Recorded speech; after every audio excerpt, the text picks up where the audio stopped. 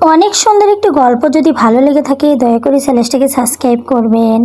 আমার শাশুড়ির আদরের মেয়ে শ্বশুরবাড়ি থেকে রাগ করে এসে আমার শাশুড়িকে বলল, আর পারি না মা, সংসারে এত কাজ, হাঁপিয়ে গেছি। আমার শাশুড়ি মেয়ের মাথায় হাত বুলিয়ে দিতে দিতে বলল, ওরা তোকে দিয়ে কাজ করিয়ে নেয়, তুই চুপচাপ সহ্য করিস কেন? আদরের মেয়ে বলল, প্রতিবেলায় রান্না করতে হয় আমার। এই গরমে 3 বেলা রান্না করতে কার ভালো লাগে? ঠিকই তো, এই গরমে রান্না করতে হবে না তোর। এখানেই থাক কয়েকটা দিন, তোর জামাই নিতে আসলে আচ্ছা মতো শাসিয়ে দেব। আমার ননদ মিথিলার স্বামী, শ্বশুর শাশুড়ি নিয়ে ছোট্ট সংসার। কাজ বলতে শুধু রান্না করাটাই, তাও শাশুড়ি বেশিরভাগ সাহায্য করে।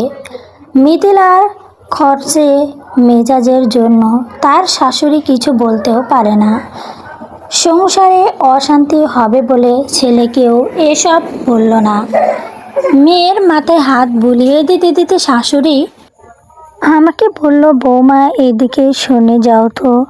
আমি রান্নাঘরে ছিলাম, শাশুড়ির ডাকে রান্নাঘর থেকে ঘরে এসে বললাম, কি হয়েছে মা, কিছু লাগবে? মিথিলার মাথায় একটু হাত বুলিয়ে দাও তো, সংসারের মেয়েটা বড্ড খোট, কয়েকটা দিন এখানে একটু আরাম করুক। মিথিলা বলল, ভাবির গা তো ঘেমে ঝপঝপ করছে, লাগবে না মাথা টিপে দিতে?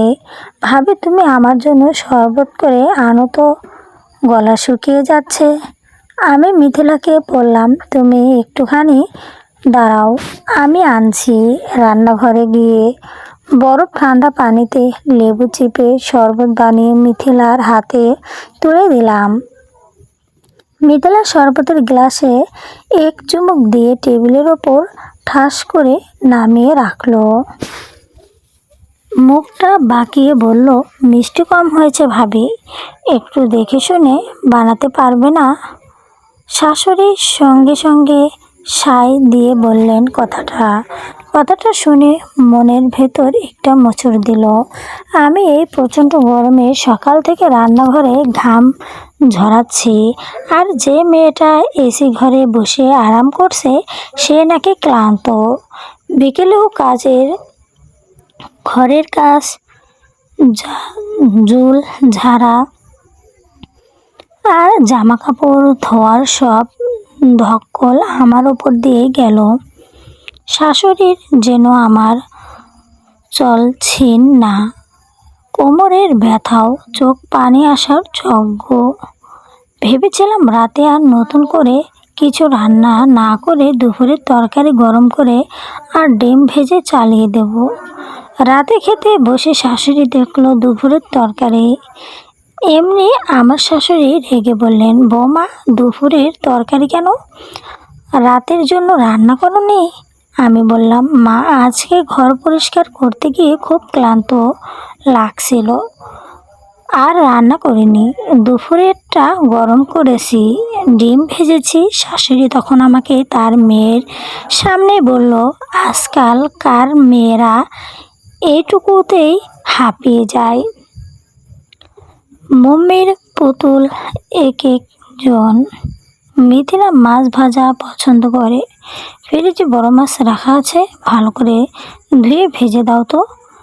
আমি গেলাম মাছ ভাজতে, আর শাশুড়ি মা মেয়ের মাথায় হাত বুলিয়ে দিতে বলতে লাগলো, আরাম করে থাক মা, কয়েকটা দিন, যা লাগবে তোর ভাবিকে বলবি, কোনো কাজ করতে হবে না তোর। আমার একমাত্র মেয়েটাকে কাজ করিয়ে খাটিয়ে নিয়ে শেষ করে দিয়েছে। কড়াইয়ের গরম তেল মাছ ভাজতেই স করে একটা শব্দ হলো, ঠিক আমার বুকের ভেতরের পুড়ছে থাকা অনুভূতিটার মতো। নিজের মেয়ে শাশুড়ি তো দুটো ডাল ভাত রান্না করলে সেটাই হয়ে যায় খাটিয়ে মরা অত্যাচার। আর পরের বাড়ির মেয়ে বউ হয়ে আসলে সারাদিন দাসী বান্দির মতো খাটলেও সে থেকে যায় আসল মোমের পুতুল। মাছ ভেজে টেবিলে আনতে মিথিলা তার স্বামীকে ফোন করে চড়া গলায় বলতে লাগলো, আমি যাইব না, তোমার মা আমাকে দিয়ে সারাদিন রান্না করাবে আর আমি শৈব। ভাবি কত সুন্দর একা হাতে সব রান্না করে টেবিলে দিচ্ছে, আমি এখানে কত আরামে আছি। শাশুড়ি হেসে বললেন, একদম ঠিক বলছিস। তোর স্বামীকে আমি তখন আমার ননদকে একটু ভয়ে ভয়ে বললাম, মিথিলা, সংসার করতে হলে একটু তো কষ্ট করতেই হবে। আমিও তো সারাদিন এই সংসারের জন্য কাজ করি, এটা তো আমার স্বামীর সংসার, আমাকেই তো খাটতে হবে। তেমনই তুমিও যদি নিজের মতো করে একটু। শাশুড়ি মা আমাকে আর বলতে না দিয়ে বলল, তোমার তো খাটতে খাটতে অভ্যাস হয়ে গেছে, মিথিলার তো আর অত খানিকের অভ্যাস নেই। অভ্যাস কষ্ট পাওয়া আর মুখ বুজে মেনে নেওয়াটা নাকি এখন আমার অভ্যাস।